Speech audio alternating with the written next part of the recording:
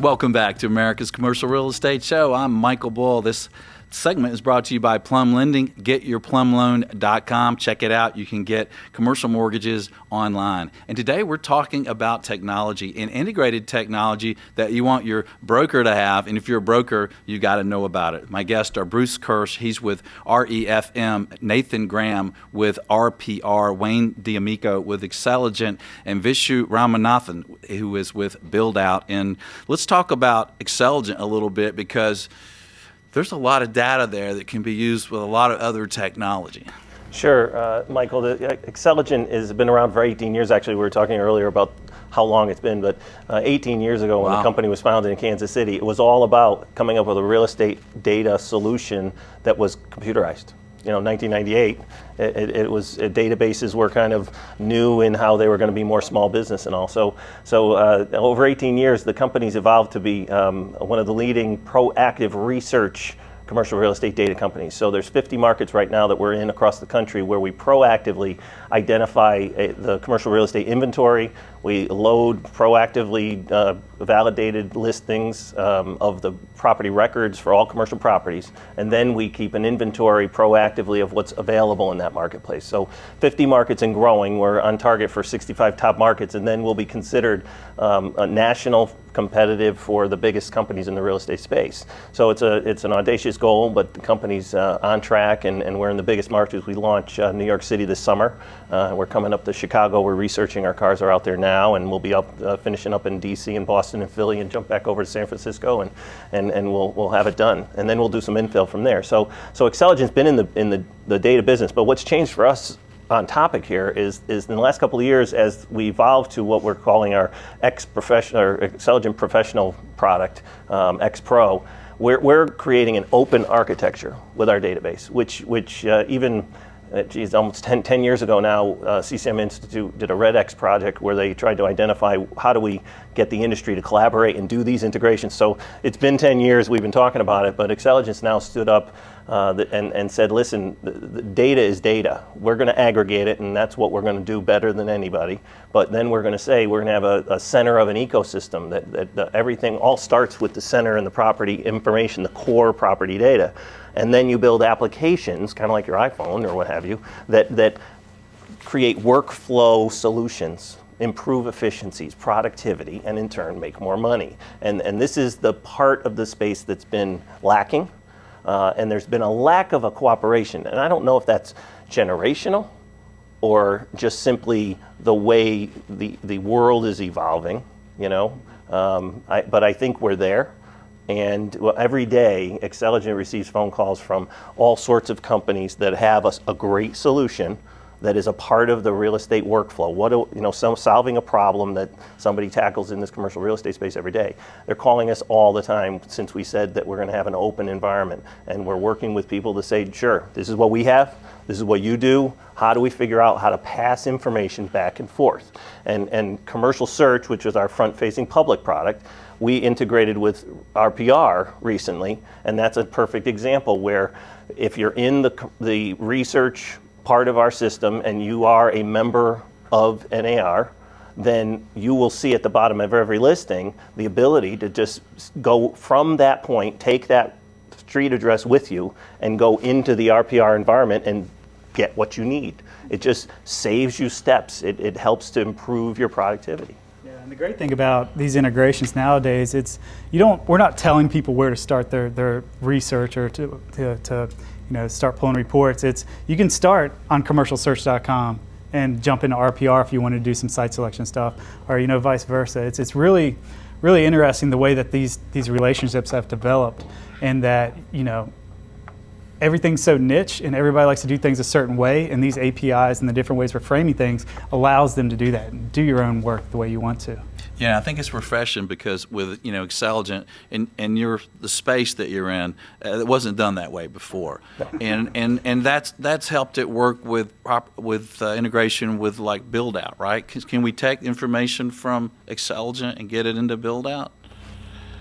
We don't. That integration does not exist. Well, We're starting it today. We don't. Well, no. Yeah, it's interesting. Well, the interesting thing is there's also a dynamic, right? Because because we're all aware of what's going on, and so Xceligent is a part of a company, a holding company called DMGI, and our trust that owns the hall is the Daily Mail. So it's a big organization that owns many real estate companies, and so even within our own family, we owned TREP, which is the CMBS data. You would think that it would make a lot of sense that when you're researching in XPro system, if that property has information at that property in another system, it should start to know. And all I can tell you is it's complicated though to do it. Right. And it trails back to the fact that there's no data standards in the industry, and we dealt with this years ago. Do they call it street address one, address one? I mean, it's literally down to those kind of complicated core system issues, and then there's issues of priority and the like. So it's a challenge to figure out where are the really good synergies in business models, and you're all going towards the same goal. Some instances they're competitive. You know, there's some competitive issues, and so being as agnostic as possible, I think, is probably a good approach to think about whether there's opportunity, and then you vet them from there. I think if everybody goes into the space and says, I'm going to put a stake in this, and that's what I'm going to do, I think those people are actually going to have a challenge. And how do you handle this? Because one thing I notice is you're evolving your products all the time, all of you. And so that means things are changing within your system. So how does another system that integrates with you handle that? Such a fundamental technical question. Yeah. Right? How do you handle changes in multiple disparate systems across a whole web? And what's interesting about it is one of the many technologies that have actually changed. So while commercial real estate was developing this reputation of never adopting any technology, it's not like nothing was happening elsewhere, right? Mm-hmm. So we mentioned APIs in here. One of the biggest things that's changed is APIs exist now. So as applications are built,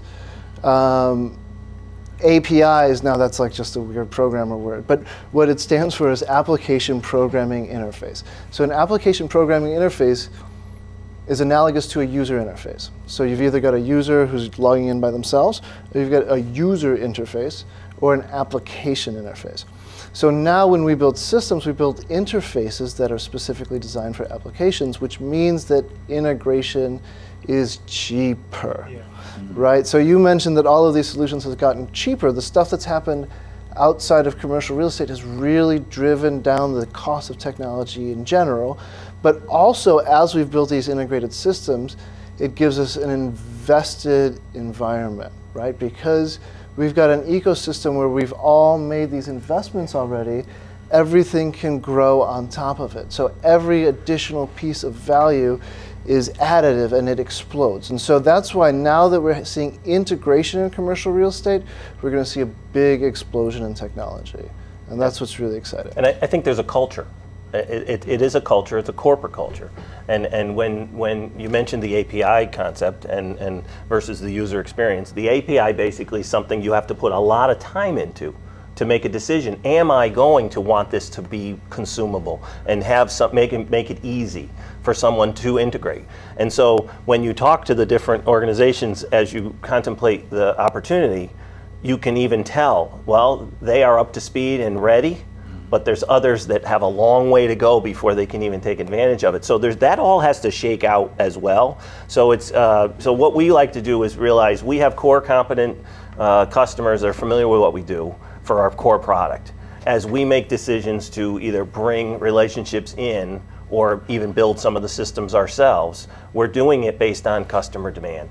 It's what the customer is asking for. And then the question ends up being, do we want to build this ourselves? Is it core? Is it off core? And is there somebody who's doing a better job with it? And should we be having a relationship with them? And then you're going to make a decision, do we do exclusive relationships, or do we invest in class, or do we do something that's just more open and let the customers make the decision themselves? Right, yeah, I mean, we all have the same goal, right?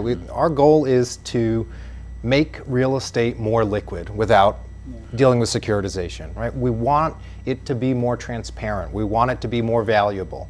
And so we're providing all of these waypoints where people don't get discouraged because, oh, this is such a mess. And yeah, it is a mess on the back end, right? Yeah. But if you can present the information in a way that is digestible and understandable, then you can have more people going through that process of, maybe I want to be a property investor, right? Maybe I don't want to put, this chunk of capital in the stock market. I want to put it into a property, and I can do this, right? And then with the crowdfunding and just a general ease of access into real estate, residential, and commercial, this is a big wave, and we're all riding on top of this wave right now. Yeah. Yeah, and I'll tell you, the integration as a customer, I'm a customer. I use all your products, and I think the integration is fantastic, and that's what we need because we need efficiency, we need to save time, and we don't mind investing in technology if it all works together.